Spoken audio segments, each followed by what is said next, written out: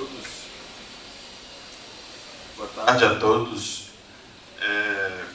Vamos continuar agora com a participação dos professores Douglas Ferreira Barros, da PUC de Campinas, e do professor Marcos Fanton, da PUC do Rio Grande do Sul. E apenas um aviso para a gente retribuir a gentileza dos nossos anfitriões. A gente vai precisar acabar às 20 para as 7, ao invés das 7 horas, para evitar uns problemas com o transporte de volta para o Rio. Então a gente decidiu fazer da seguinte forma, em comum acordo com o coordenador do evento e os dois palestrantes, que cada um fala 30 minutos e depois a gente abre para o debate,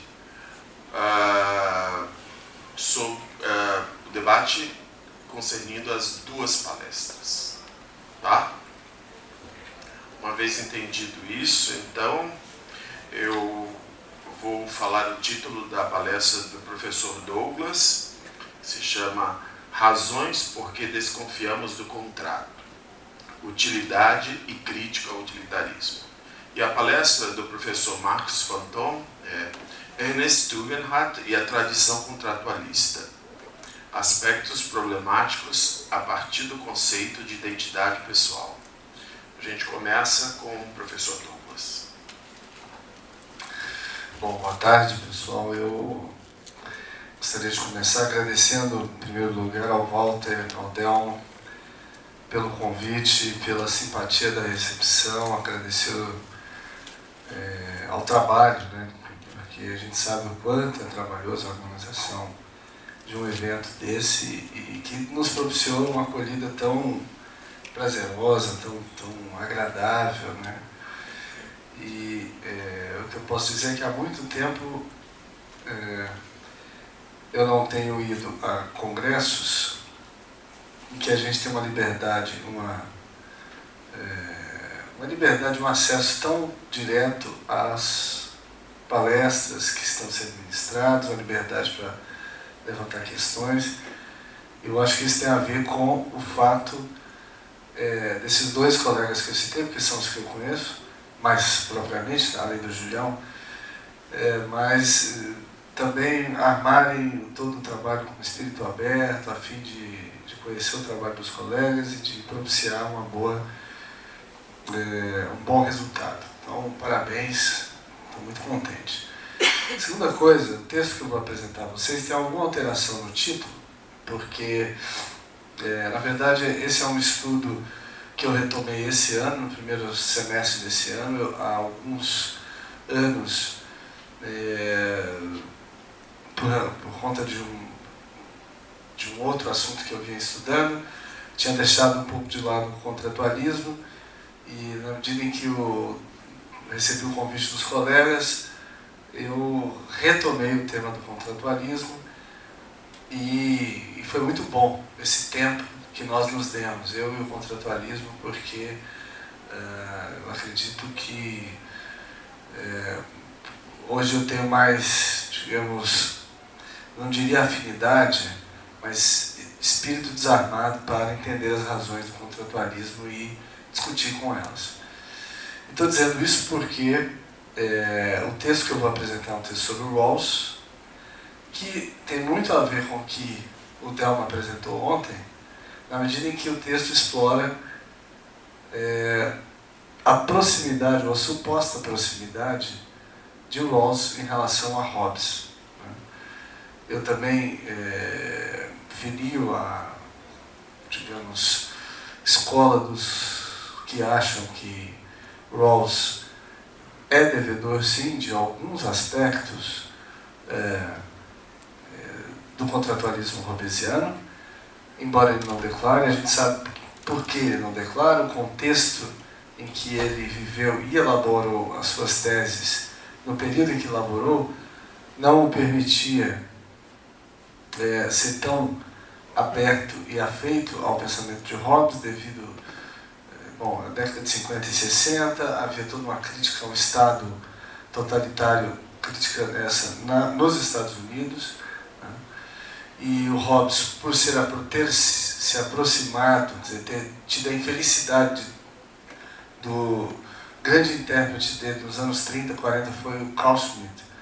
Então, quando essa notícia chega nos Estados Unidos, a Hannah Arendt já era uma figura bastante conhecida por conta da seu acesso à grande imprensa, e não foram poucos, e não são poucos até hoje, os estudiosos americanos que associam Hobbes ao totalitarismo. Hobbes, Carl Schmitt, totalitarismo. Né?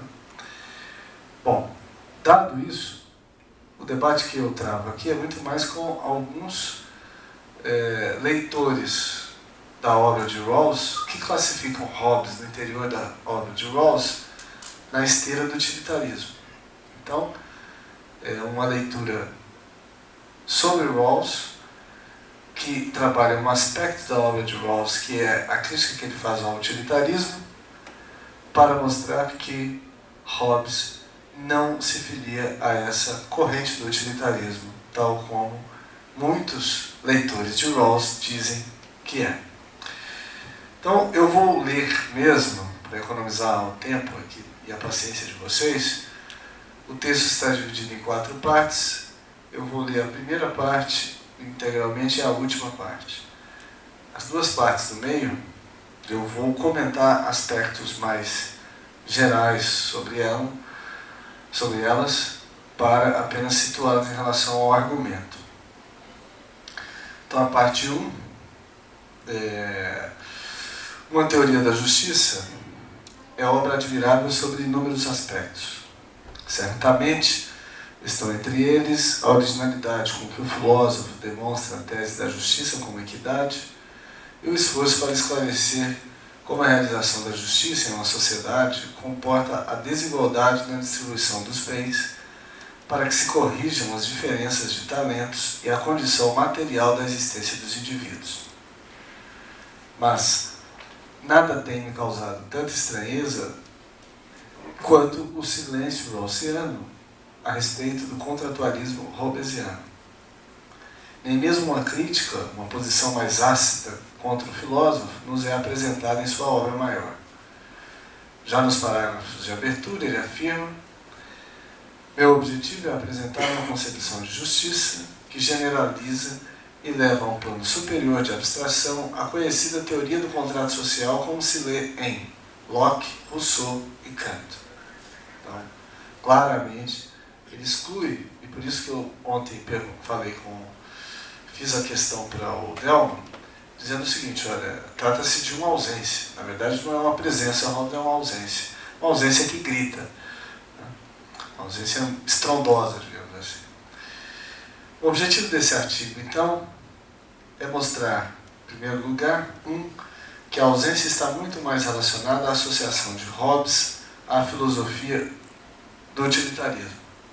E 2, que muitos elementos da crítica e da oposição de Rawls ao utilitarismo não atingem o centro das teses hobbesianas sobre a formação do contrato e da associação entre homens. Pretendemos desenvolver, então, ao longo desse artigo,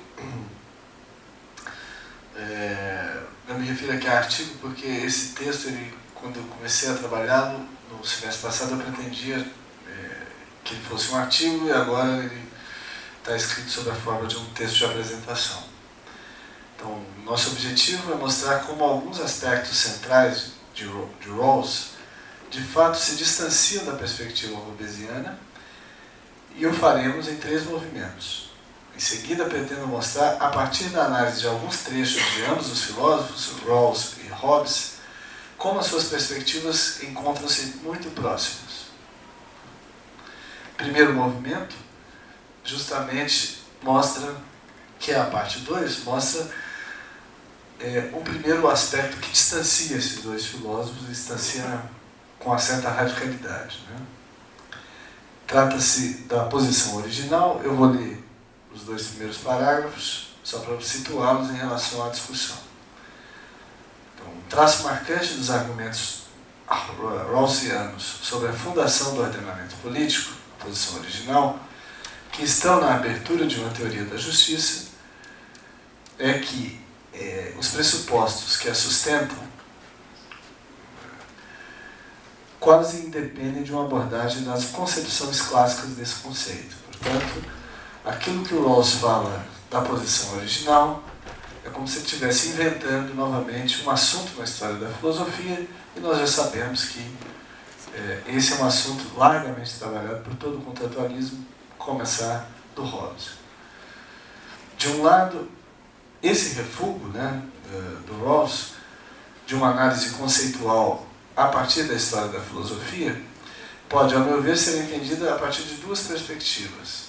De um lado, ela nuancia o caráter original de Rawls e a insistência na originalidade em comparação com os argumentos críticos de sua perspectiva e principalmente com a corrente filosófica que ele diretamente critica, o utilitarismo. Por outro lado, essa intenção de se afastar da história da filosofia com relação à posição original, por si mesma já explica e justifica ausências conceituais, ou porque não encontramos uma análise da justiça e da posição original, ou da fundação do contrato, e de outros temas que ele vai desenvolver. Pelo mesmo motivo, e por esse motivo, ele talvez não se visse obrigado, então, a revisitar textos de Hobbes, embora, ao defender a posição original, ele estivesse claramente apresentando-nos um novo modelo de ordenamento fundado num novo tipo de contrato.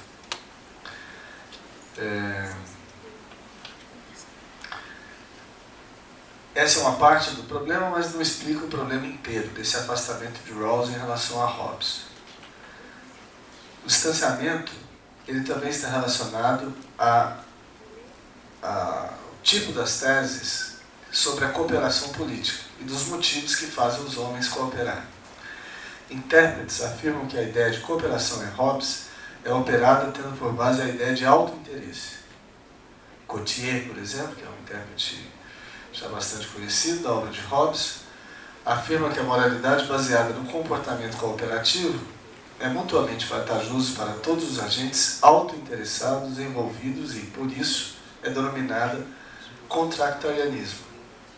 Portanto, o Hobbes, ao invés de ser um contratualista, seria um contractarianismo. Né? Ou seja, a moralidade ela está vinculada no interesse dos contratantes em estabelecer certos limites para a sua ação. A noção de contrato hobbesiano opera a cooperação sob a condição de que cada indivíduo haja segundo o seu próprio interesse, não levando em conta qualquer interesse dos outros. Também podemos pensar que o respeito às obrigações em Hobbes está vinculado à ação externa do soberano sobre os súditos. As restrições que a moralidade impõe às ações dos indivíduos têm, portanto, a sua origem fora dos agentes.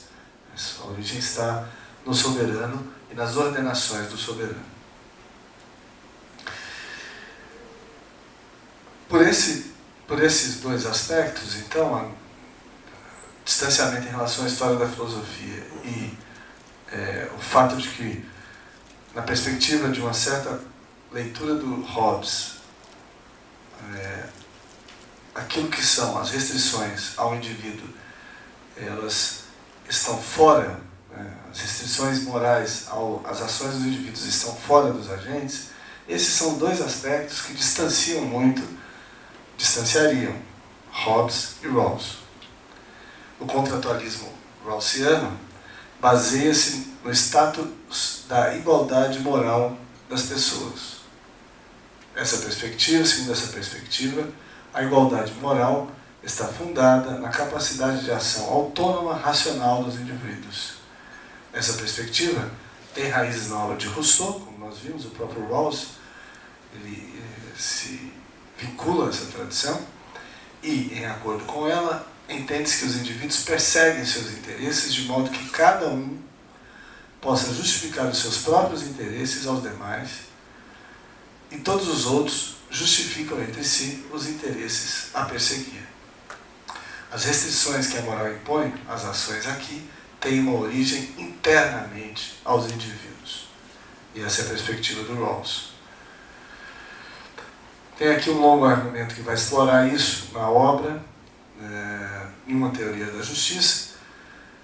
Eu vou pular todas as mediações que tratam desse argumento, inclusive com citações, mas elas estão aqui, viu, Julião? E vou passar ao segundo movimento, que eu estou chamando de movimento de distanciamento. Então, tem o primeiro movimento e o segundo movimento.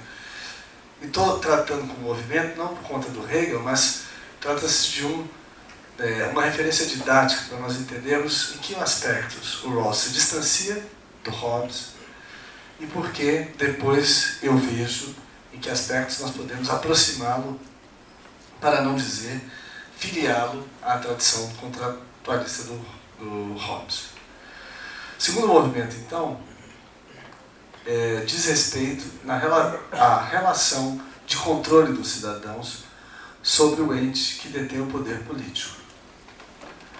Antes de qualquer coisa, é importante frisar que, na posição original rawlsiana, no momento da instituição do acordo entre os cooperadores, os indivíduos já estão munidos dos princípios da justiça. Eu já falei disso anteriormente no texto, e aqui eu só enfatizo esse aspecto. Assim, qualquer decisão na posição original passa pelo crivo de uma certa concepção de justiça, tendo então as escolhas dos indivíduos restringidas por esses próprios princípios de justiça, e é a partir disso que todos os poderes devem ser concebidos posteriormente em acordo com as restrições estabelecidas por esses princípios. Rawls menciona que os cidadãos, enquanto delegados numa assembleia, cito o Rawls, devem conceber um sistema de poderes constitucionais do governo e dos direitos de base dos cidadãos. E é nesta etapa que eles avaliam a justiça dos procedimentos necessários para se adaptar às opiniões políticas diversas. A Constituição mais justa, fecho aspas, no final da frase, a Constituição mais justa a ser concebida pelos cidadãos é aquela que se ajusta melhor aos princípios da justiça, anteriormente escolhidos por eles na posição original. É justa porque os princípios da justiça constrangem quaisquer outros interesses dos cidadãos não relacionados à cooperação mútua. E, estando então os cidadãos obrigados a se conformar a tais princípios, e qualquer tentativa de uma instituição ou qualquer alternativa, para uma instituição estabelecida pela Assembleia de ultrapassar tais limites anteriormente estabelecidos. Há aqui mais citações textuais de Rawls que enfatizam isso, mas na verdade o que ele pretende se argumentar aqui, ou desenvolver, é que o Rawls estabelece o seguinte: o controle sobre o poder, tal como estabelecido por ele, se dá justamente por cidadãos que têm uma concepção de justiça, e essa concepção está baseada num princípio, é um princípio normativo, e é a partir desse princípio que se controla o poder e as intenções do poder, os limites do poder. Nós sabemos que para o Hobbes, eu vou mencionar à frente, nada controla o poder do soberano. O soberano é que controla todas as coisas. Eu estou usando o termo controla, não por, obviamente eu não concordo com ele, mas é um termo usado pelos críticos do Hobbes, e não é um termo usado pelo próprio Hobbes. O Hobbes usa o termo ordenar, mandar, executar. Mas quem faz isso no Estado hobbesiano é o soberano. O soberano não tem limites para exercer o seu poder. Ou tem alguns limites, vamos dizer assim. E no texto rawlsiano, a concepção rawlsiana de instituição do poder é aquela que os limites estão dados pelos princípios de justiça, que são não só internos aos cidadãos, aos indivíduos, mas que são estabelecidos no ato de fundação mesmo da associação que se dá entre eles. Vou pular novas notas aqui e algumas outras citações e passar então para o terceiro movimento. Agora não mais de afastamento do Rawls em relação ao Hobbes, mas como eu vejo que é possível afirmar uma aproximação entre eles, e essa aproximação está relacionada à crítica que o Rawls faz ao utilitarismo. Essa crítica se aplica aos utilitaristas, mas ela não se aplica a Hobbes. E a aproximação que o Rawls faz do Stuart Mill, vocês verão, ela torna o Rawls próximo de Hobbes. Essa parte eu vou ler para vocês verem, pretendo que vocês vejam onde eu quero chegar. Quanto tempo tem ainda? 10 minutos. Bom, acho que vai dar tempo. Os movimentos de distanciamento operados por Rawls em relação a Hobbes, mencionados acima, centram-se nas teses sobre a posição original e sobre os limites que os princípios da justiça estabelecem em relação ao poder político. A consequência imediata desse afastamento, baseado nessas duas posições, elas fundam-se também naquilo que os leitores de Hobbes chamam de o seu contractarianismo. E isto está baseado em duas conclusões. De que Hobbes é uma das matrizes filosóficas do utilitarismo, e dois, de que as críticas de Rawls ao utilitarismo são válidas e miram, em certa medida, o pensamento de Hobbes. Por essa razão, o filósofo estaria apresentado no texto rawlsiano apenas sob o crivo da crítica e da omissão, e jamais lhe seria atribuída a condição de matriz filosófica do contratualismo. Entretanto, basta revisitarmos algumas passagens chaves apresentadas por Hobbes em Leviatã, e veremos que, no mínimo, é mais difícil do que podemos supor marcar essa ruptura definitiva entre o contratualismo de Hobbes e aquele de Rawls. Vou citar agora o Hobbes. Na abertura, então, do capítulo 17, o Hobbes afirma o seguinte: a causa final, finalidade e desígnios dos homens que amam naturalmente a liberdade e o domínio sobre os outros, ao introduzir aquela restrição sobre si mesmos, sob a qual os vemos viver em repúblicas, é a precaução com a sua própria conservação e com uma vida mais satisfeita.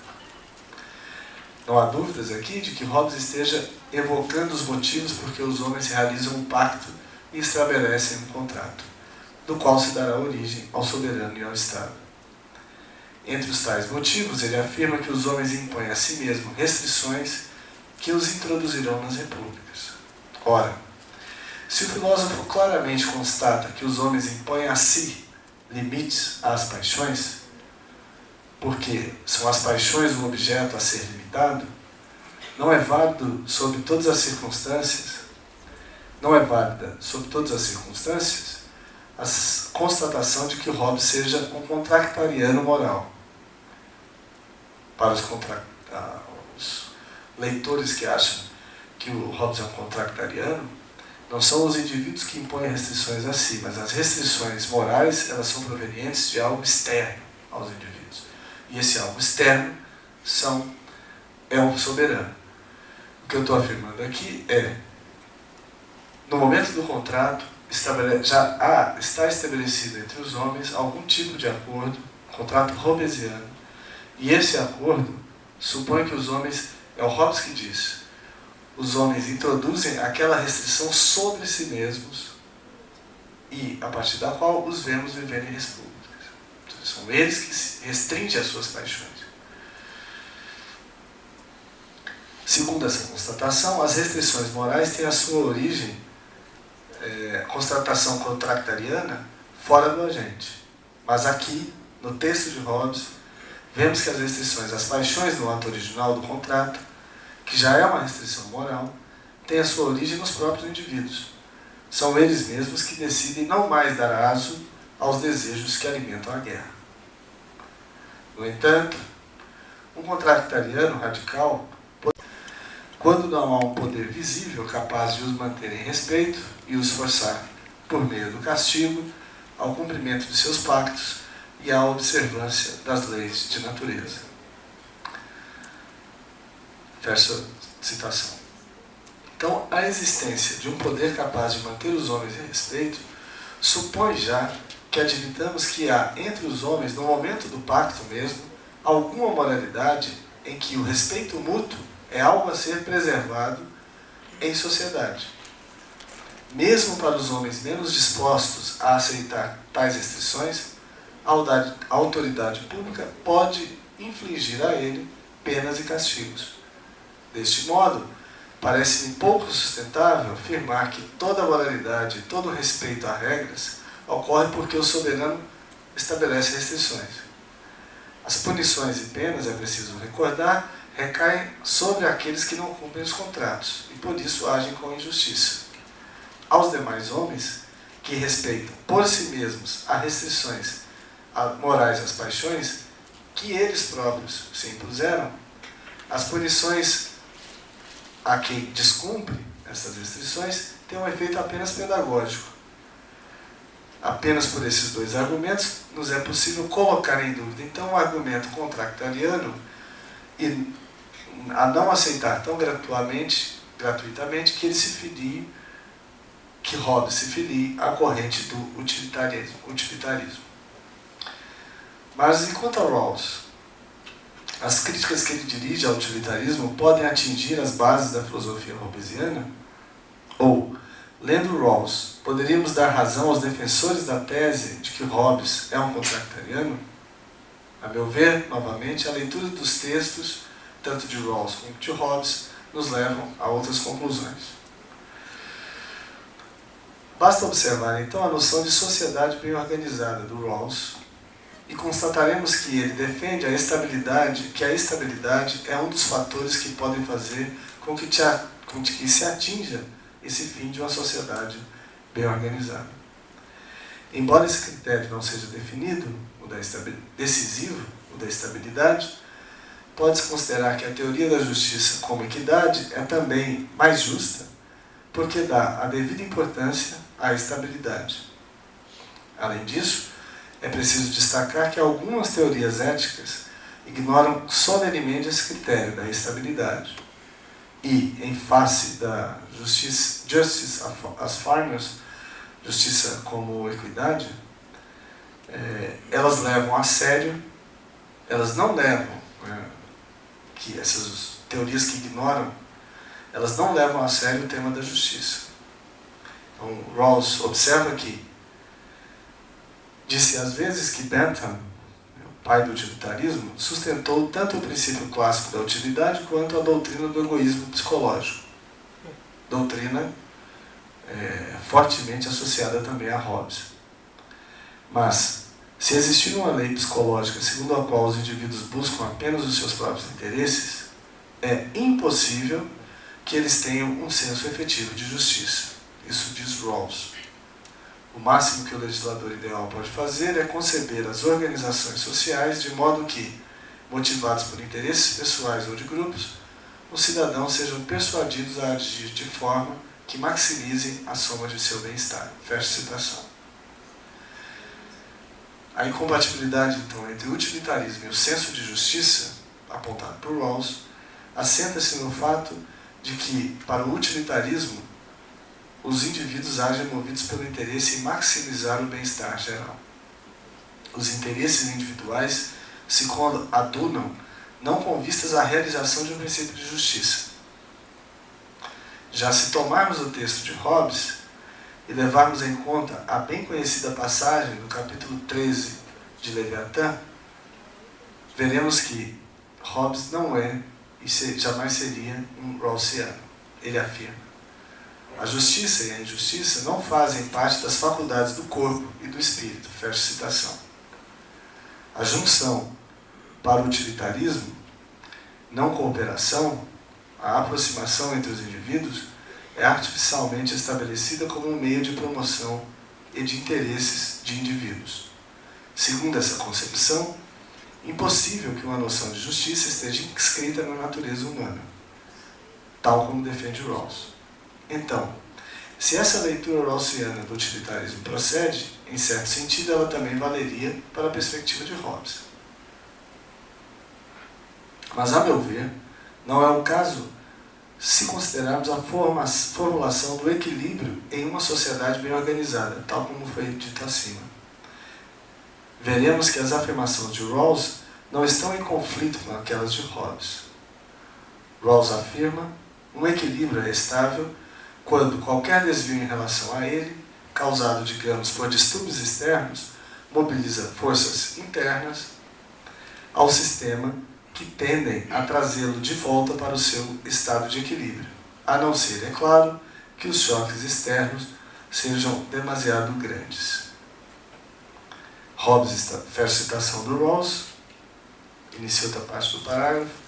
Hobbes estabelece, como se sabe, que a paz e o gozo de uma vida tranquila no futuro são dois dos objetivos insubstituíveis da criação do Estado.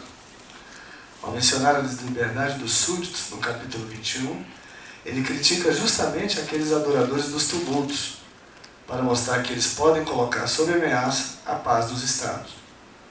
O que fazem esses adoradores dos tumultos não é outra coisa senão colocar a sociedade organizada em desequilíbrio. Levando essa ideia, esse argumento às últimas consequências, aquilo que prevê o utilitarismo descrito por Rawls, que os homens agem para efetivar seus interesses isoladamente, no limite, essas ações põem em desequilíbrio a sociedade bem ordenada e, segundo a perspectiva de Hobbes, tornam os homens causa de tumultos. Nesse aspecto, a crítica de Rawls e de Hobbes ela segue o mesmo caminho.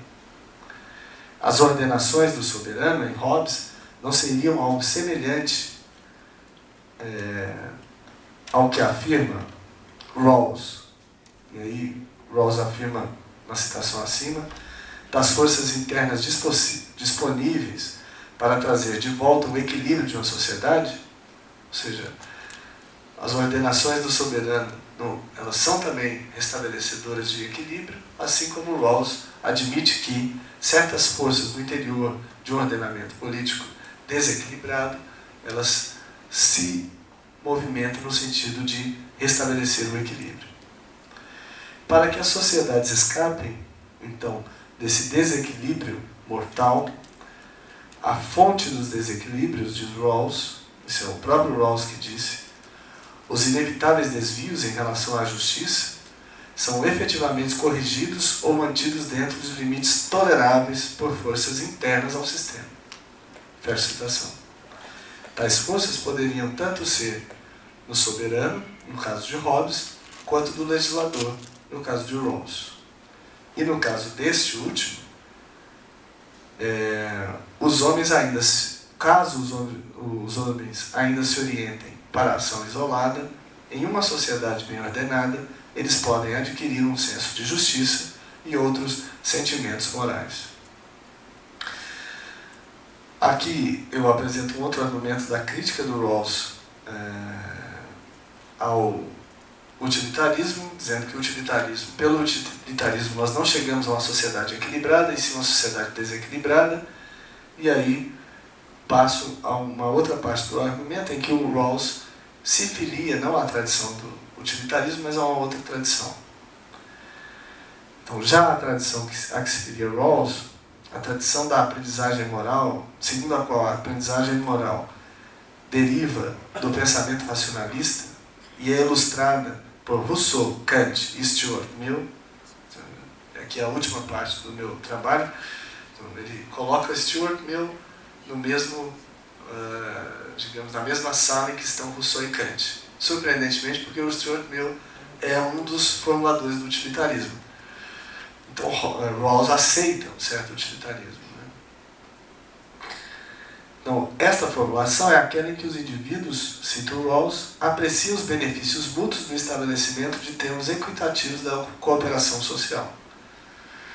O fato de Mill estar aqui representado e vinculado a uma tradição tão marcada pelo racionalismo, ele que é um empirista, mostra claramente porque Hobbes está mais próximo de Rawls do que podemos supor e certos críticos aceitam. Minha tese aqui, quer dizer, minha tese não, o que eu defendo aqui, é que Rawls declarará sua concordância com Hobbes e estará em acordo com alguns aspectos do seu contratualismo, tomando Mill como ponto de ligação quanto aos elementos necessários para a formação e a consolidação dos sentimentos morais da cooperação justa. Então, há aqui duas notas, não quero passar muito meu tempo, uma nota do Rawls sobre o que é a sua perspectiva mais racionalista, a leitura dele sobre o Mill, e aí eu vou ler só esse argumento, o que ele acha que o Mill pensa. Para o Mill, então, as organizações de uma sociedade justa são para nós tão adequadas que qualquer condição obviamente necessária para o seu estabelecimento, uma sociedade justa, é aceita da mesma forma que uma necessidade física. Uma condição indispensável dessa sociedade é que todos tenham consideração pelos outros, com base em princípios mutuamente aceitáveis de reciprocidade. Sofremos quando nossos sentimentos não comungam com os sentimentos de nossos companheiros. Esse é o Rawls lendo Stuart Mill. Verso citação, já vou para o final, viu, mano? Como estabelecer, com base nos textos acima, alguma aproximação entre Rawls e Hobbes? Certamente, ela não se fará pela constatação da base afetiva rawlsiana para os sentimentos morais. Isto é,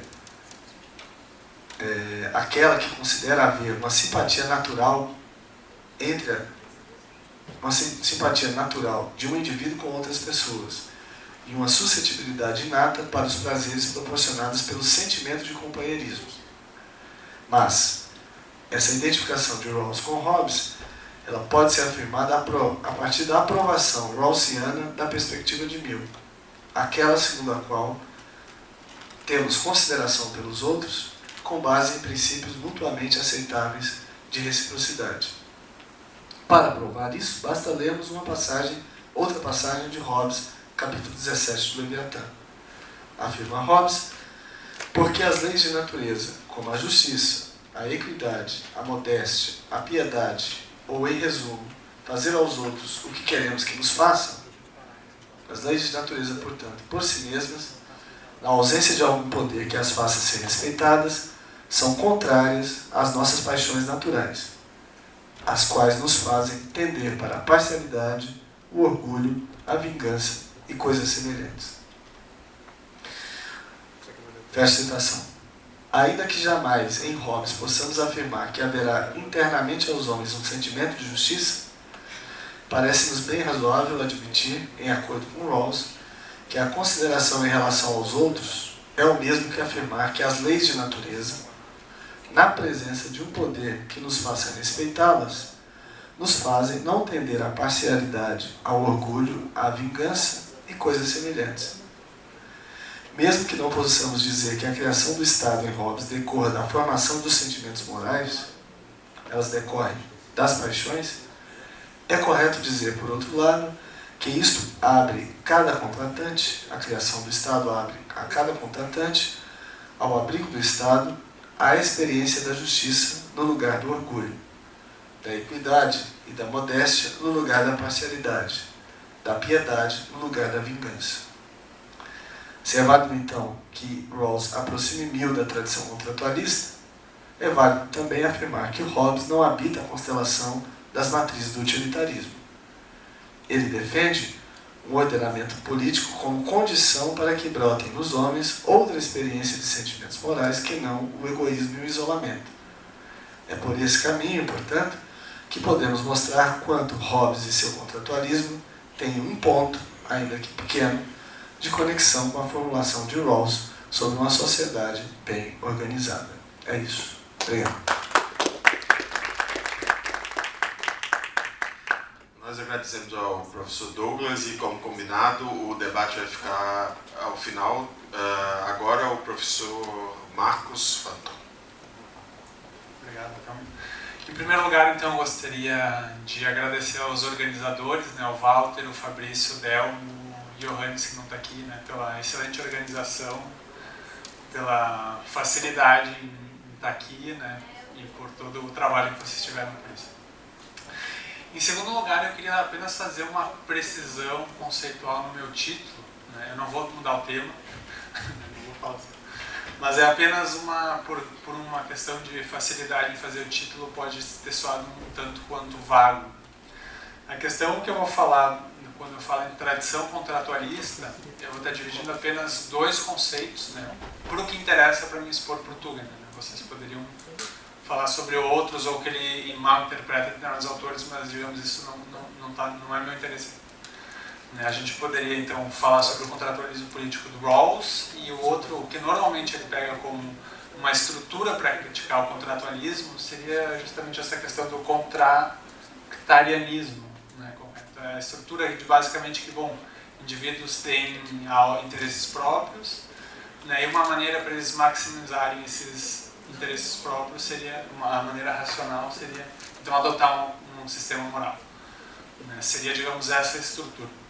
Em segundo lugar, a questão da identidade pessoal que eu coloco, o ponto mais, digamos, específico seria a ideia de motivação moral. Correto?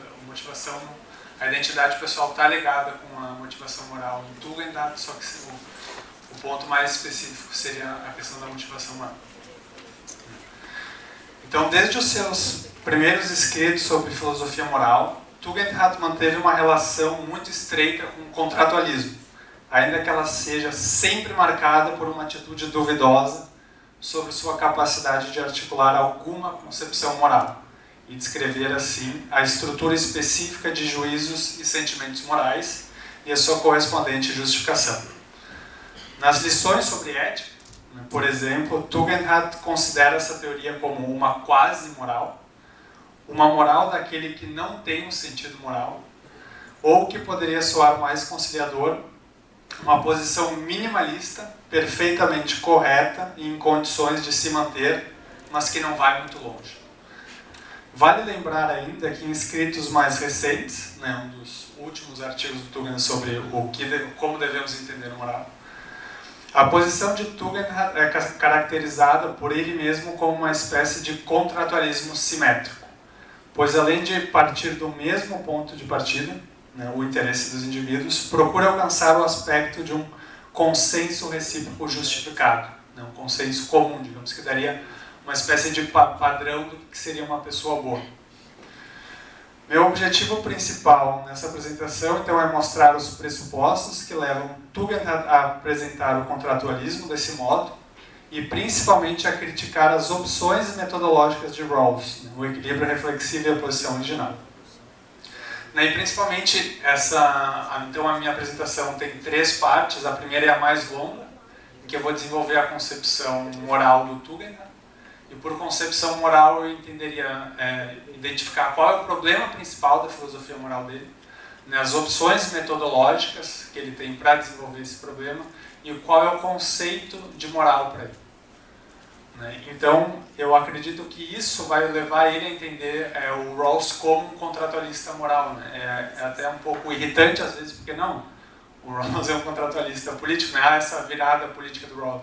Só que ele mesmo assim cita o artigo importante, a justiça como equidade, né? Política não metafísica, mas mesmo assim parece que ele não leva em consideração isso. Né? Ele continua falando em termos da dimensão moral com o Rawls, o diálogo dele é com isso. Né? Então, eu vou tentar explicar se há alguma motivação para ele entender o Rawls desse modo e ignorar essa virada política que a gente pode dizer. Então, o cenário histórico no qual é elaborada a filosofia moral do Tugendhat situa-se em uma sociedade na qual uma fundamentação religiosa não é mais convincente, causando, segundo ele, uma desorientação generalizada em sua unidade.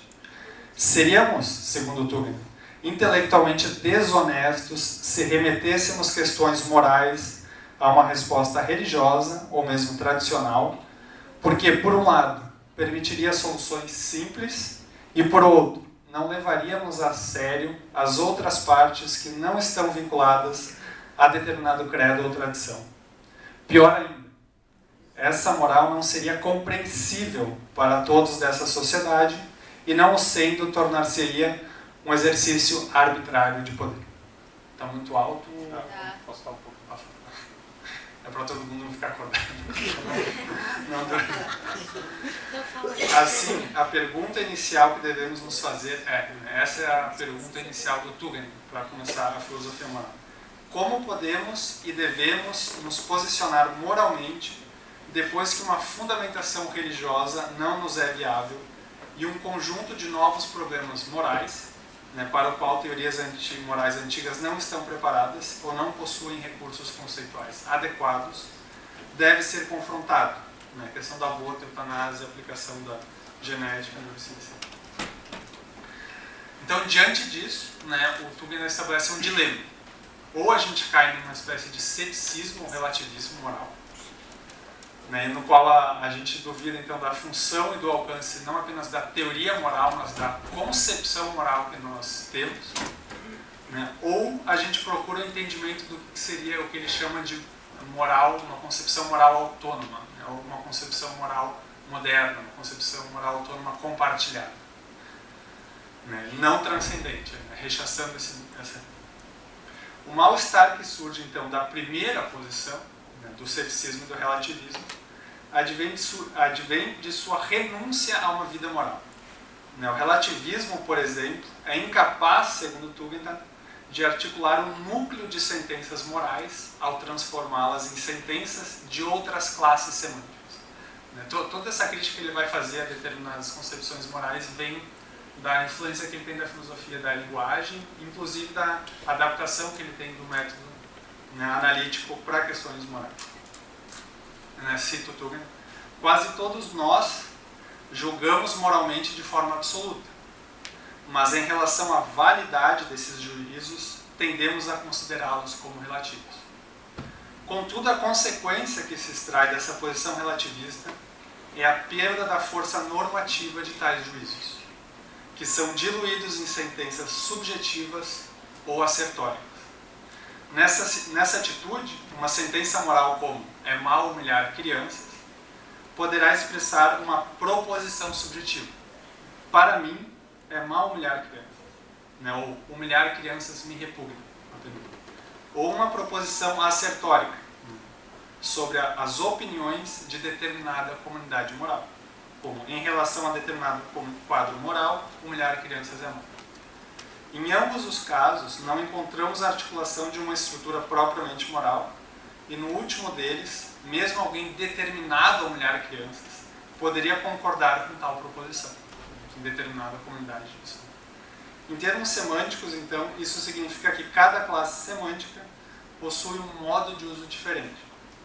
Sentenças assertóricas erguem uma pretensão de verdade que é verificada na experiência. Sentenças morais possuem uma pretensão de justificação objetiva e universal.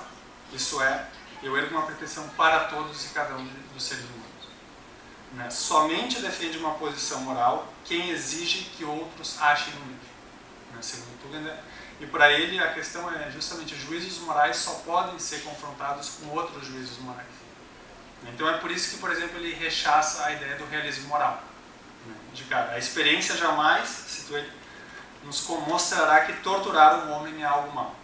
Nem sequer poderíamos dizer o que significaria pretender fundamentar empiricamente algo com isso. Então, a partir desse panorama em que ele estabelece essa pergunta inicial e esse dilema, ele já restringe o campo de concepções morais plausíveis. Ele rechaça, então, uma moral que é composta de sentenças cuja condição de verdade depende de crenças em determinada autoridade, como a religião ou alguma tradição. Ele rejeita sentenças subjetivas que diluem a força de exigências a uma mera questão de gosto. Ele rejeita sentenças assertóricas de um modo geral, por introduzirem uma maneira velada de noção normativa. A questão do naturalismo, que eu vou falar um pouco mais adiante. Então, o segundo caminho do Tugendhat é dado através de um conceito prévio e formal de moral, que deve servir de base para uma comparação de diferentes posições morais. O esclarecimento do que é uma sentença moral, e com isso, de um conceito geral de moral, serve como uma espécie de espaço de manobra para a discussão entre indivíduos que já se consideram agentes morais e possuem outras concepções de bem. Esse esclarecimento conceitual é o negócio próprio do filósofo. Então aqui é a função da filosofia que ele identifica para a filosofia moral. A filosofia não pode, cito ele, fazer nada mais do que analisar adequadamente em suas pressuposições uma pré-compreensão existente. Ela não possui nenhum ponto de referência extramundano próprio. Contudo, esse esclarecimento só vai até um ponto. Em primeiro lugar, nada se pode concluir ou se aprimorar apenas a partir da estrutura linguística de sentenças morais.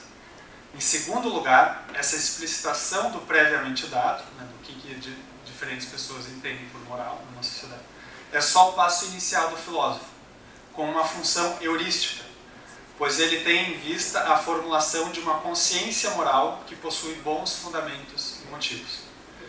Tugendhat também a denomina uma concepção plausível de moral. Então, basicamente, a função do filósofo é propor uma concepção de moral para os Esses esclarecimentos conceituais prévios dizem respeito ao universo do discurso moral, dando critérios para reconhecermos quais sentenças são sentenças morais e como podemos compreendê-las.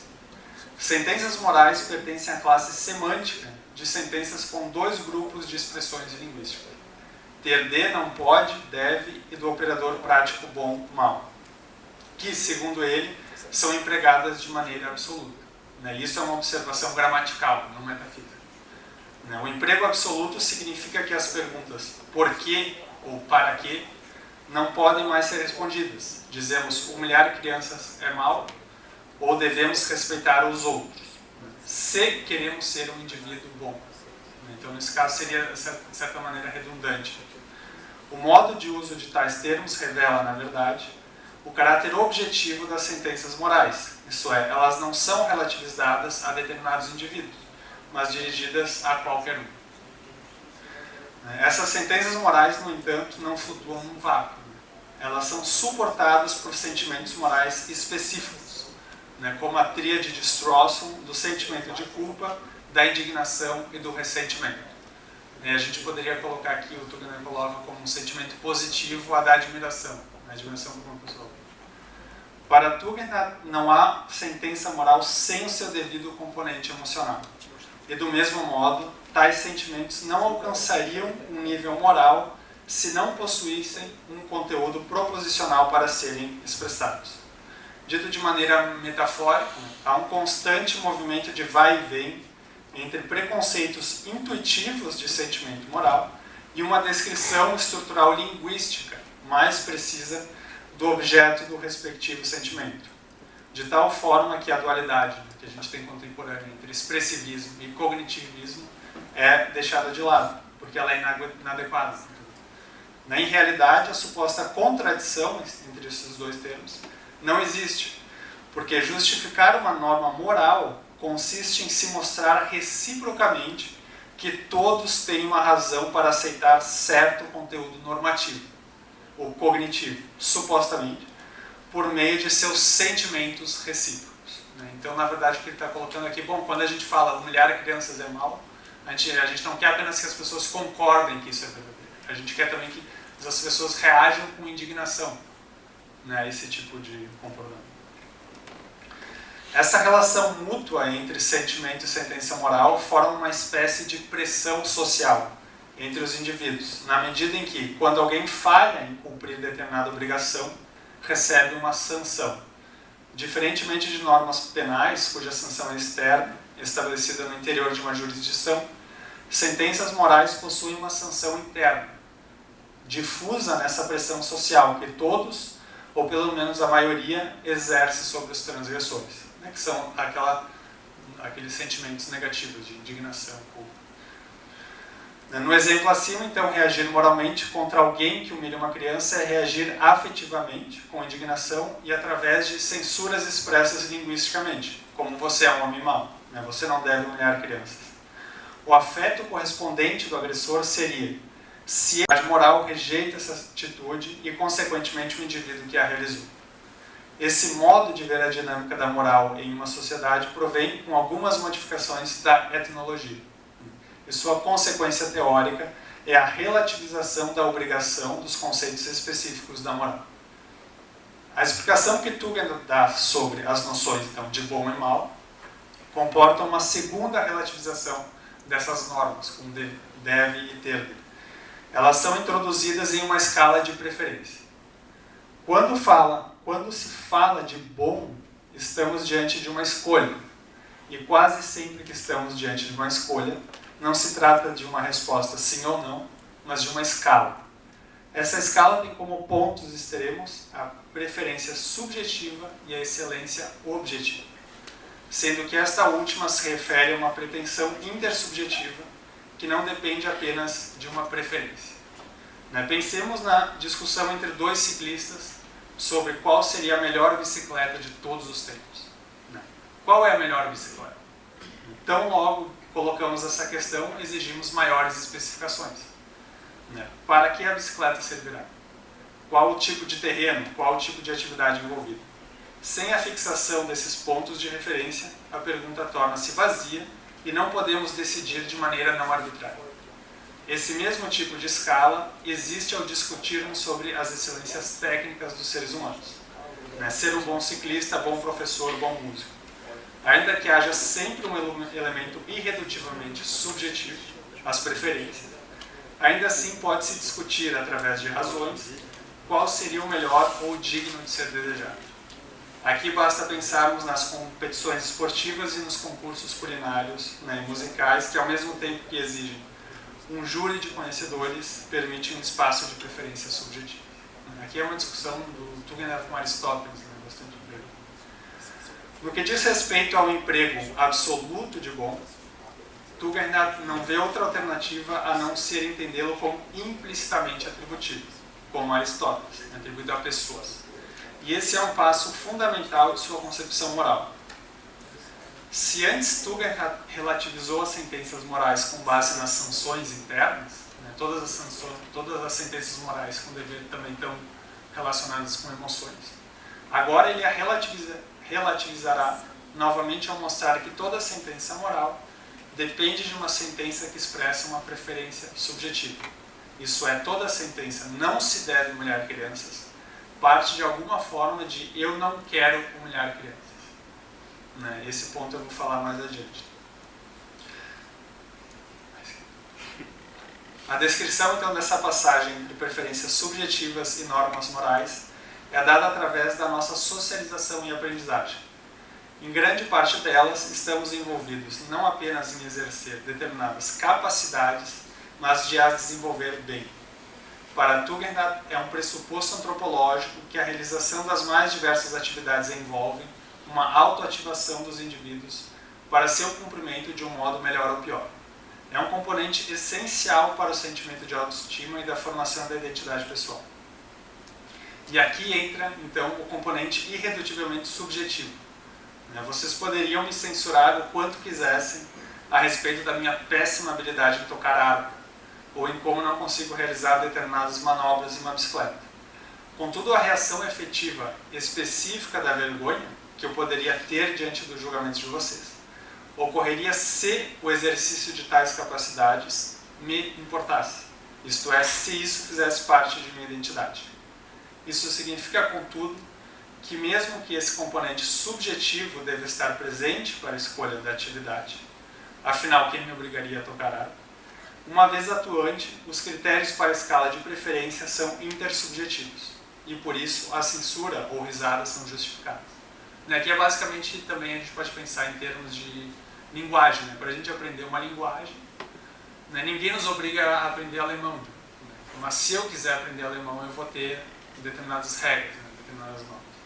E é dentro desse contexto aí que o Tugendhat vai colocar a questão moral. Contudo, diferentemente dessas capacidades especiais que formam uma parte de nossa identidade, em grande medida podemos desistir delas sem mais, sem justificação. há uma capacidade central para a nossa socialização, a capacidade de ser um ente socialmente tratável ou cooperador.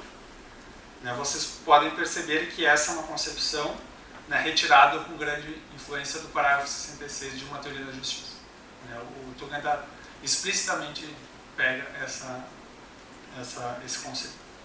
Aqui, então, entra o nível propriamente moral que Tugendhat estava buscando. As sentenças que fixam ou definem o que é ser um bom membro cooperador em determinada sociedade são sentenças morais.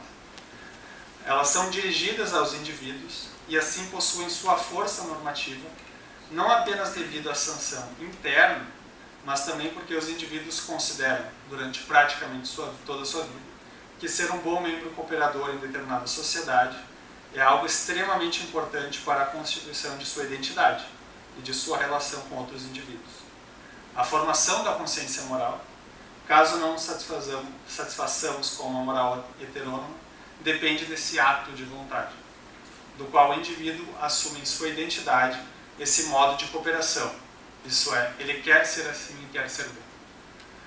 Com isso, Tugendhat formula uma concepção bastante peculiar de moral, na qual os momentos subjetivo e objetivo são unificados em uma consciência moral particular, compartilhada. Querer ser membro de uma comunidade moral significa aderir a uma base normativa comum de exigências recíprocas entre os participantes, que restringe suas liberdades, isto é, que devemos nos comportar de tal e tal modo, com tal e tal sentimento, independente de nossas preferências. A transgressão de uma norma moral, então, não estará referida ao prejuízo da vítima ou das partes envolvidas apenas, mas da própria comunidade moral, que vê fragilizada a sua união. E por prescrever a motivação moral, isto é, os interesses dos indivíduos na participação dessa comunidade, Tugendhat considera seu conceito de uma moral autônoma. Então, a partir disso, Tugendhat cria um terreno favorável para desenvolver a sua concepção de moral.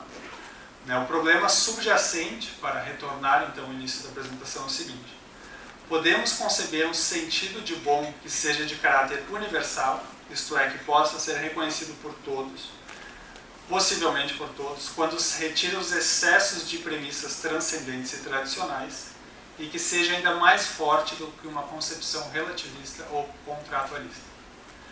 A resposta a essa pergunta, que foi guiada, segundo o autor, através de um método da explicação linguística preliminar, é a moral do respeito igual e universal, que em termos de conteúdo é igual, que novidade, à moral kantiana, o segundo imperativo categórico, que é, digamos, expresso na fórmula não instrumentalize ninguém.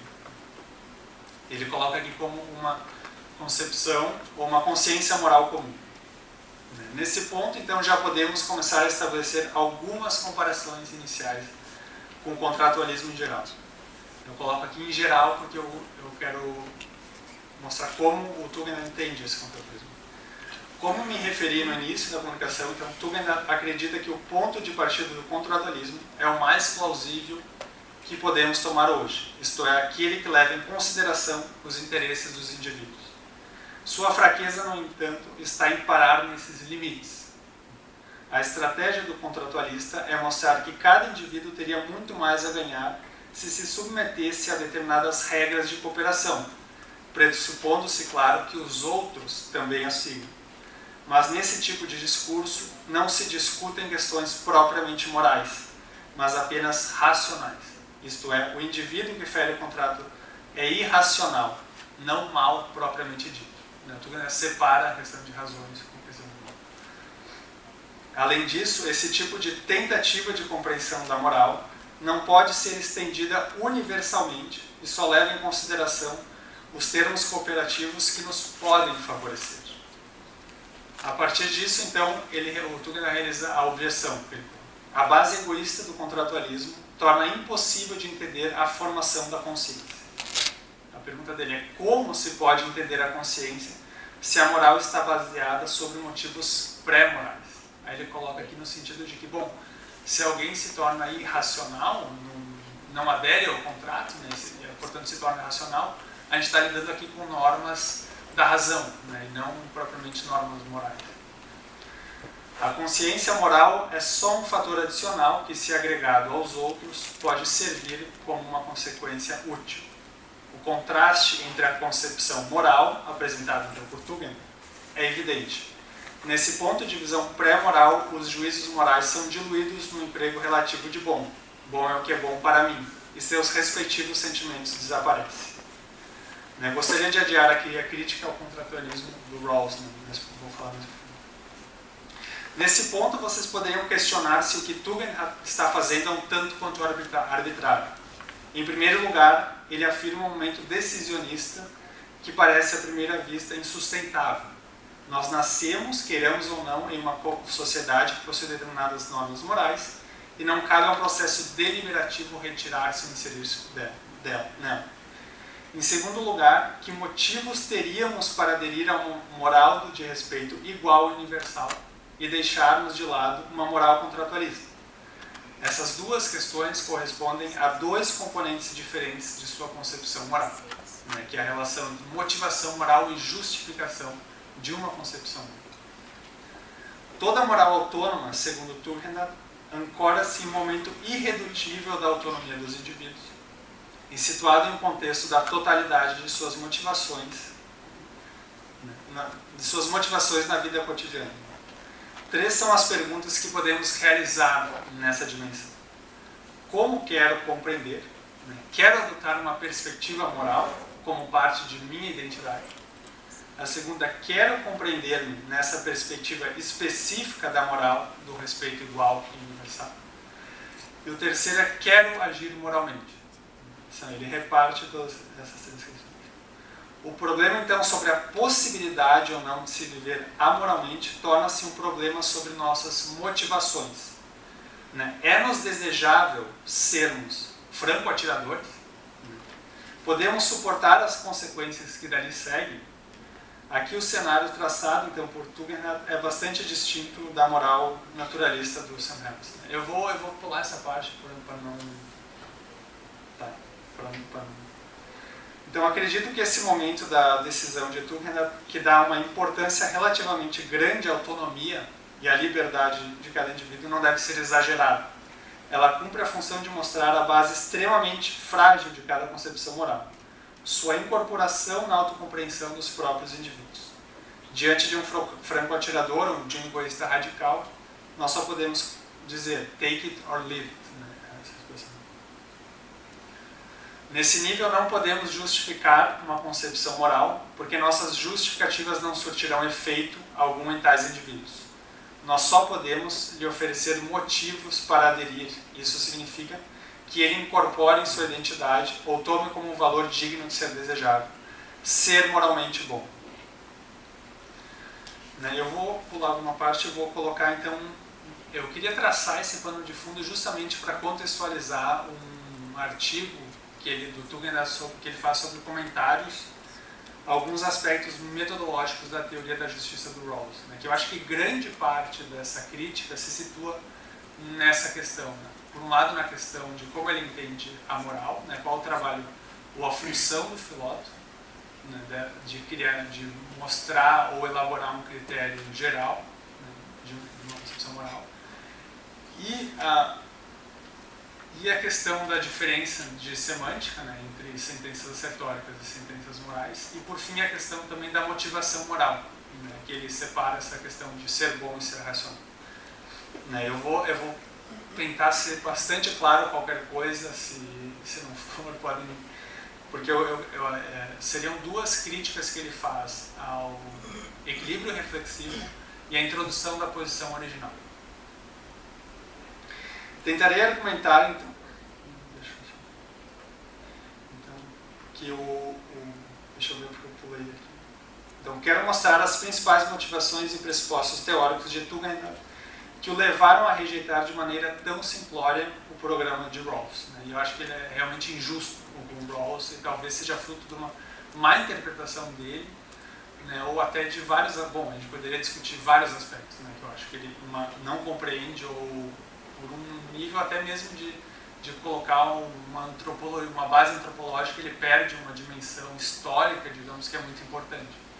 Quase como se ele colocasse hominídeos se tornando homens, e a gente tem homens discutindo sobre concepções de bem, a gente perde até mesmo essa dimensão das instituições, né, que ele não leva em consideração. Não tentarei argumentar que essa insatisfação se dá devido às críticas específicas de Tugendhat em seu artigo Comentários a alguns aspectos metodológicos, né, fruto de uma palestra ainda em 76, num simpósio sobre Rawls, né, que o próprio Rawls estava presente. Talvez o Rawls não tenha dito, não, ele entendeu tudo errado, não vou nem provar. Então, esse artigo centra-se em uma problematização dos conceitos de equilíbrio reflexivo e posição original. Tal como exposta em uma teoria da justiça, o conceito de equilíbrio reflexivo serve como um momento de justificação não fundacionalista da introdução da posição original. A hipótese que sustenta essa posição é de que é possível encontrarmos um ponto no qual, mediante um processo de reflexão, com revisões e ajustes recíprocos, os princípios de justiça escolhidos na situação inicial equiparam-se, ou melhor, se ajustam aos nossos juízos ponderados, ou nossas convicções sobre justiça social. Uma das vantagens, diz Rawls, da justiça com equidade, é que seus dois princípios da justiça dão uma melhor correspondência com nossos juízos considerados sob reflexão do que aquelas outras alternativas conhecidas. Tais juízos são, para a teoria de Rawls, uma classe de fatos, né? Eu cito essa expressão que o Tugendhat vai querer puxar, né? Contra os quais os princípios formulados por uma concepção de justiça podem ser verificados. Por esse motivo, Rawls acredita que não há muita diferença entre uma teoria moral e teorias científicas, como a física, a matemática e a linguística. Esse tipo de descrição faz Tugendhat reagir contra uma possível junção entre o que poderíamos chamar de um ponto de vista descritivo e um ponto de vista normativo, ou como ele costuma chamar, entre uma teoria moral na primeira pessoa e uma teoria descritiva na terceira pessoa. Em termos rawlsianos, eu acho que talvez para aproximar isso seja verdadeiro, né? Isso significa a junção entre as partes que estão situadas em uma sociedade bem ordenada e as partes que estão elaborando uma teoria da justiça. Teorias morais, né, segundo, não possuem as mesmas regras de métodos como outras teorias, tal como Rawls acredita, porque o objeto de cada disciplina possui classes semânticas de sentenças diferentes. Uma teoria linguística ou física é formulada através de sentenças assertóricas que podem ser verificadas, direta ou indiretamente, pela experiência empírica. Uma teoria da justiça, formulada nesses termos, só pode ser uma teoria sobre o que indivíduos de determinada sociedade acreditam ser justo. É uma teoria sociológica. Por isso, o aspecto socrático da teoria, que poderia realizar uma transformação nos juízos refletidos dos indivíduos, perderia seu sentido, ou melhor dizendo, só surtiria seu efeito desejado, um aprimoramento no nosso senso de justiça, através da reflexão, se os dados e os princípios da justiça pertencessem às mesmas pessoas. Esse primeiro passo na crítica de Tugendhat pode ser facilmente desvencilhado se olharmos as inúmeras passagens nas quais Rawls admite que sua teoria da justiça pretende fazer parte da cultura política pública de uma sociedade, e a enorme importância que ele atribui à ideia de publicidade de razão pública. Nesse sentido, acredito que não há um desacordo entre Tugendhat e Rawls. Ambos mantêm uma dimensão normativa. Tugendhat quer deixar claro, e pensa que Rawls tem razões para concordar com ele, que um sistema de sentenças morais não pode ser do mesmo tipo de um sistema de sentenças assertóricas. Se, como disse antes, sentenças morais erguem uma pretensão de justificação que não pode ser comparada a outros tipos de sentenças, isso mostra a importância fundamental dos princípios. Eu cito o Tugendhat. Se eles podem ser justificados de algum modo, sentenças morais, e eles podem, pelo menos, pretender ser, podem apenas ser justificados por princípios. Se este for mesmo o caso, Rawls colocou, essa citação do Tugendhat, a carroça na frente dos bois, ao expor o método do equilíbrio reflexivo como uma verificação dos princípios de justiça aos nossos juízos refletidos. Isso significaria então que estaríamos verificando se nossa teoria se conforma com o que as pessoas pensam sobre o que é justo, né? Algo como um estudo sociológico.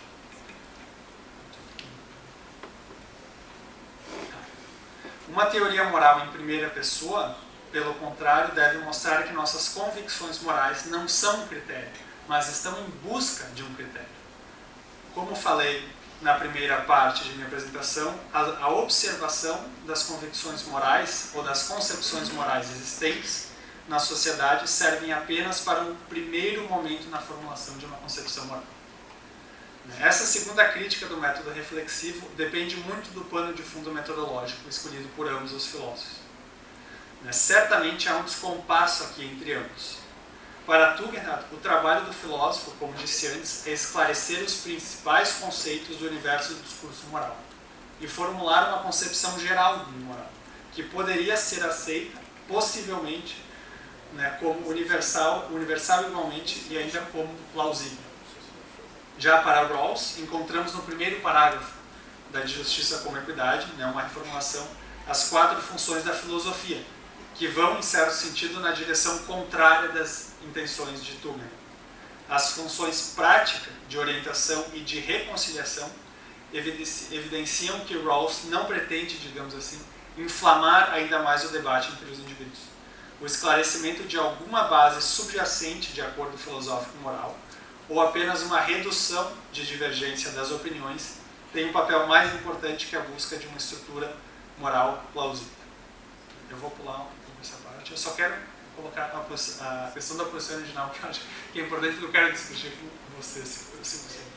Então, a segunda parte do artigo é focada em uma crítica à posição original, ou mais precisamente, ao modo como ela é introduzida. E aqui eu queria frisar que o Tugendhat não quer criticar ou que o Rawls substitui essas opções metodológicas. Ele diz no final do artigo, é um pedido de esclarecimento. Ele quer, digamos assim, o Rawls falou nesses conceitos e as consequências que nós temos não ficaram claras. Os passos para nós aderirmos a esses conceitos não estão claros. Então, isso eu gostaria de ressaltar de imediato. Tugendhat não vê nenhum problema com o modo como é formulada a posição original. Isto é, se ela pressupõe uma concepção filosófica de pessoa ou um sujeito desvinculado. Seu questionamento dirige-se às condições da posição original para se constituir como o melhor ponto de vista para formular e decidir os princípios de justiça. O que se pressupõe aqui, e é obscurecido pelo modo abrupto no qual Rawls apresenta a posição original, é que sua introdução é um ato de escolha.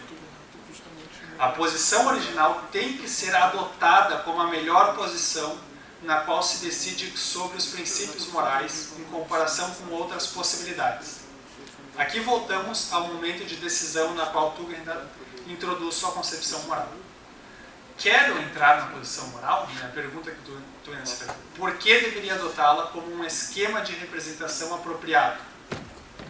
Por isso, as razões que Rawls deve nos dar para escolhermos, vistas na ótica de Tugendhat, são motivações morais. Há, sim, um estágio zero, ele chama, preliminar à sequência de 4 estágios, apresentada por Rawls no parágrafo 31, que não é nem caracterizado pelo véu da ignorância, nem uma situação hipotética, nem mesmo um tipo de escolha abordada na teoria da escolha racional.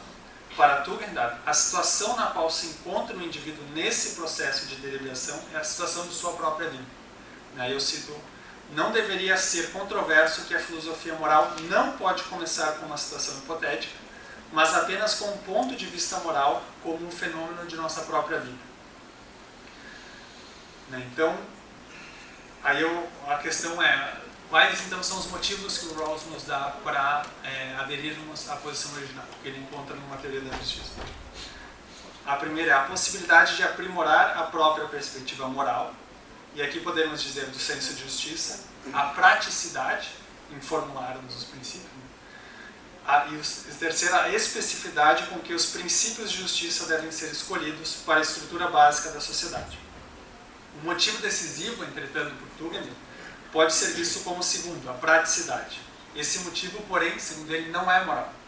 Ele serve para fazer as decisões mais manejáveis, né? Ou como ele coloca, então, para introduzir a teoria da escolha racional, né? E isso se enquadra em motivos pré-morais. Com o estágio zero ainda em vista, Tugendhat tenta mostrar que Rawls cai em uma petição de princípio, quando afirma que uma definição do justo só pode ser dada se satisfaz os princípios que seriam escolhidos na posição original.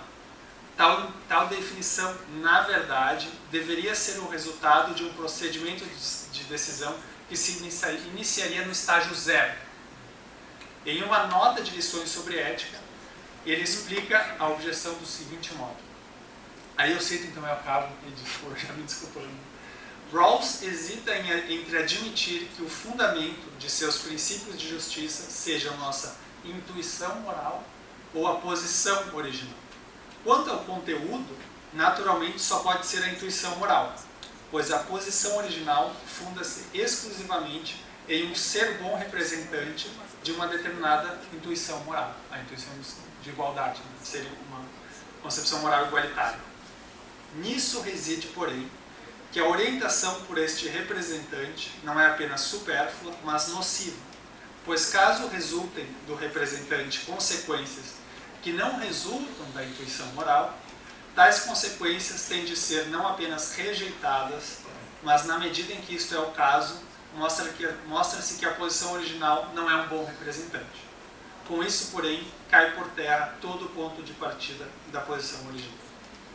Eu vou deixar assim, então, para ler na fubina. Vamos ter um debate rápido. Só uma tentativa de ser gentil com os nossos anfitriões aqui da Rural, porque para evitar mais ônus com o transporte, como aconteceu ontem, tá? É por isso que a gente está com essa chatice do marcar o horário assim, tão cronometrado. O professor Fabrício. Eu vou para frente.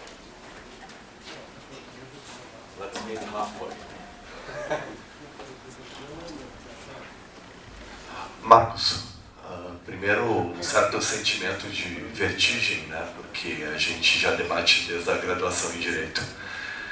E é bizarro agora, nesse nível também, a gente encontrar num congresso, então é bacana isso. Mas me parece que o debate que o Tugendhat tenta fazer é uma repetição de um debate entre uma concepção aristotélica de justiça e uma concepção kantiana de justiça em alguma medida, com o Tugendhat tentando resgatar alguns elementos mais aristotélicos na formatação semântica, né, e até um certo intuitivismo.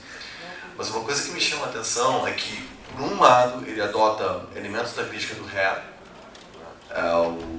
ao Rawls, e quase toda a crítica dele é muito parecida com a primeira crítica, aquela que o Hare faz. Só que, por outro lado, ao tentar evitar o utilitarismo, ele apela para um certo intuitivismo moral que eu acho surpreendente, um intuitivismo naturalista fraco, né, eu diria, do Tugendhat. E o que me chama a atenção também, uma palestra que eu sei que tu foi, que ele chega ao ponto de dizer, não, a minha resposta para o problema moral e político, no fim das contas, é uma noção de bondade de coração. E aquilo me surpreendeu um monte no Tugendhat, principalmente num cara que entende de Wittgenstein, como o Tugendhat entende, que ele apele para uma noção semântica tão forte para dar conta do problema da moral, quando a gente não tem como ter tanta certeza a respeito do que significam nossos juízos sobre o bem. Então eu não sei muito bem como é que o Tugendhat consegue ainda dar conta disso, e me surpreendeu muito ver ele, ao final, né, desse processo todo, apelando para um modelo de virtude forte, do tipo bondade de coração. Eu não sei como é que tu vê isso, tu entende muito mais de Tugendhat do que eu. Então eu queria só pescar um pouco do teu cérebro com relação a essa questão e essa tensão. Tanto na questão do resgate do aristotelismo, que vai ao ponto de dizer, não, vamos voltar para a noção de bondade de coração mesmo, até essa questão do problema semântico, que um cara que nem o Wittgenstein aponta brilhantemente, e que eu acho que o Rawls escapa ao adotar a linguagem da economia, mas o Tugendhat se atira de cabeça ao tentar resgatar o modelo aristotélico nos moldes que ele resgata. É só isso.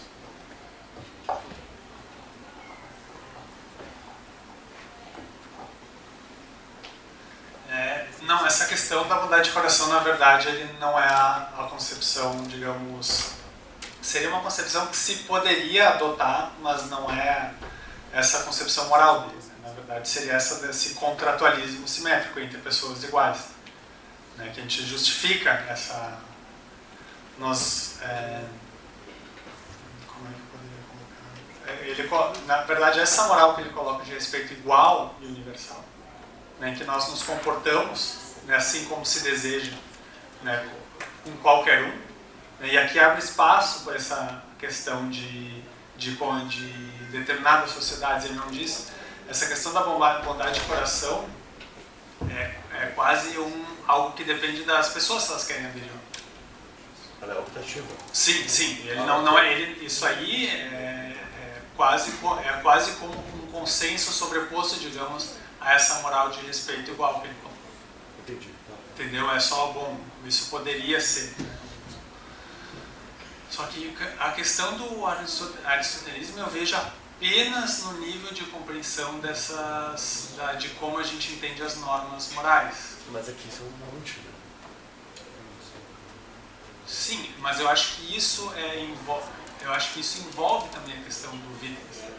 Eu digo, toda essa turma dos que pega o segundo Wittgenstein, como o Kenny e até mesmo o Heidegger, vão colocar essa questão de que a gente precisa ter a sentença está ligada às emoções. Isso, claro, vai depender que tipo de emoção vai ter em determinada sociedade.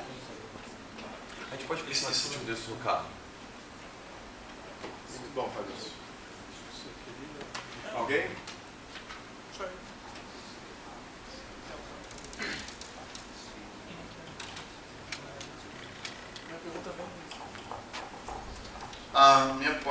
Boa tarde. Em primeiro lugar, a apresentação foi ótima, eu gostei bastante. Eu não sei se minha pergunta é muito coerente ou não, mas enfim, vou fazê-la. Essa questão que o Tugendhat, não sei se me parece remeter àquela questão da dicotomia fato-valor. Quer dizer, uma possível saída, essa dicotomia fato e valor não seria, por exemplo, a proposta do Nagel, Thomas Nagel.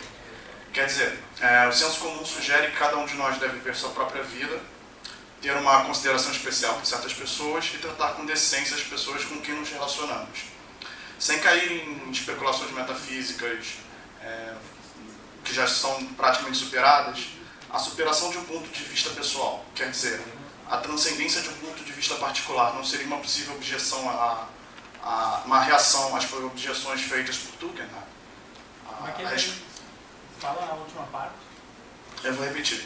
Sem cair em especulações metafísicas, a superação de um ponto de vista pessoal, quer dizer, a transcendência de um ponto de vista particular. Não sei se você está familiarizado com a obra do Nagel, de trazer para cá. Seria o ponto de vista objetivo. Isso. De você sair, se tivéssemos como sair de nossa condição pessoal, particular, para alcançar, ele é uma hipótese apenas. Não seria uma objeção razoável a essa questão do Tugendhat? Não sei. Uma objeção à construção dele? Por que seria uma objeção? Se eu entendi muito bem, ele está criticando essa ideia de... Não sei se ficou claro para mim, de repente não, a minha pergunta é nonsense. De que pensar valores de um ponto de vista universal, enfim. Não, se minha pergunta foi errada, descarto. Eu não consigo pegar o teu ponto, né? Uma crítica a valores universais. Talvez você queira... perto da cá. Acho que o The View from Nowhere, do Nagel, como uma possível objeção a... É que eu não entendi essa parte. Qual seria a objeção? Ou simplesmente em que medida isso teria a ver ou não com a visão do Tugendhat. Se ele se aproximaria... Se ele está falando de A View from Nowhere, o que ele está dizendo é que para Nagel não existe objetividade, não existe essa possibilidade de todos nós termos um ponto de vista comum, né? Neutro, né? Comum, que seja de todos, né? E porque cada um teria uma subjetividade específica e não teria jeito de conciliar essas subjetividades. Se foi isso, não sei dizer. Não, eu acredito que tudo nessa questão moral seria quase como uma questão de linguagem. Né? há determinadas normas para a gente aprender a falar em determinada língua e na questão moral seria isso, seria a criação de determinadas normas. Só que, claro, as sentenças vão estar ligadas a sentimentos. Né? Há algo em comum. Seria por isso que ele tenta colocar não ver o contratualismo tão atrativo, porque não há algo comum, há apenas o auto-interesse de cada um que vai estar ligando isso. E aí ele disse não forma. Bom, a gente pode responder. Mais alguma pergunta? Ok. Na verdade, é mais uma observação para o Douglas. Em nenhum momento você chegou a mencionar as lectures do Rawls sobre... Não sei se você conhece esse trabalho, que é justamente as lectures sobre political philosophy e sobre moral philosophy, que na verdade é o meu tema de amanhã, então acho que talvez ajude a clarificar, porque ele explicita, né, e ele diz a visão do Hobbes, eu explicitamente recuso, né, e tento me afastar dela porque ela é uma visão frightening de sociedade, né, assustadora mesmo. Mas eu acho que vai ser interessante porque você tocou na interpretação do Hobbes como utilitarista, né, e eu acho que vai ser um debate interessante amanhã, porque a gente pode ver em que medida ele se aproxima, só uma observação. Na verdade foi meio tricky, né? Assim como se silencia, o Rawls silencia em relação ao Hobbes, eu silenciei em relação a essa obra. Propositalmente, você pegou só a teoria da justiça. Quer dizer, o objetivo é tricky, né? Quer dizer, você vai torcer um pouco a coisa para não fazer uma história, um recenseamento do debate, mas mostrar, o Rawls tenta se afastar do Hobbes, mas tem algo da abordagem dele sobre o utilitarismo que o aproxima, não que o afasta. Justamente trabalhar com um argumento. E com a leitura, a tentativa dele de forçar a entrada do Stuart Mill no grupo daqueles que trabalham com a teoria da justiça, né? Que são contratualistas e que têm uma certa... que entendem que há que os indivíduos escolhem com base em alguma noção interna de justiça, né? Porque, no fundo, ele tenta conservar algo do utilitarismo, ele não vê algo absolutamente negativo do utilitarismo, óbvio. Né? Mas, ao conservar esse algo do utilitarismo, ele conserva justamente o que eu quero mostrar, que ele conserva algo que, vamos dizer assim, um limite da avaliação dos indivíduos sobre a consequência das suas ações. Esse elemento hobbesiano, claramente hobbesiano, que está associado a paixões e está associado à escolha a partir de paixões, que é o núcleo da antropologia hobbesiana, mas que projetar daí o utilitarismo é um exagero, é até um contrassenso, né? Mas que é um ponto de conexão via o Mill entre o Hobbes e o Rawls. Quer dizer, é uma leitura, como eu te falei, é proposital a minha... Então eu diria que essa é a leitura mais difícil, amanhã eu vou fazer a mais fácil.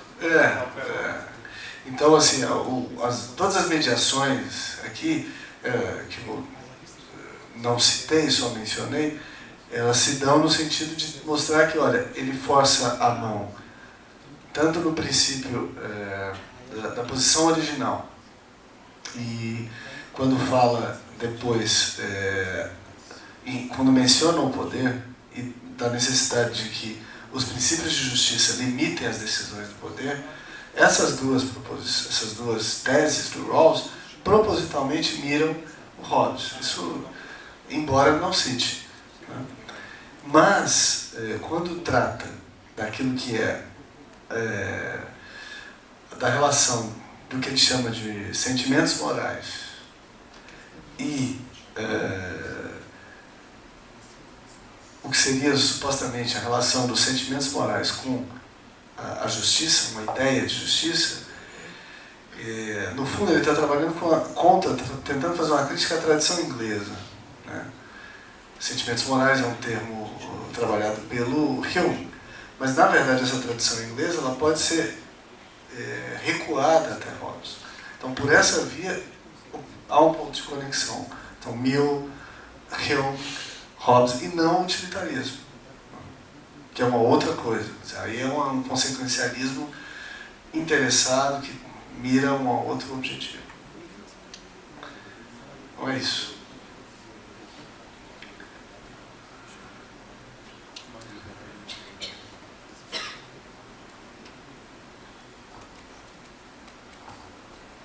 Mais alguma questão? A gente ainda tem 5 minutos para evitarmos. Se não, a gente agradece aos professores e estaremos aqui de volta amanhã para concluirmos o nosso seminário, os nossos trabalhos. Agradeço a presença de todos e até amanhã.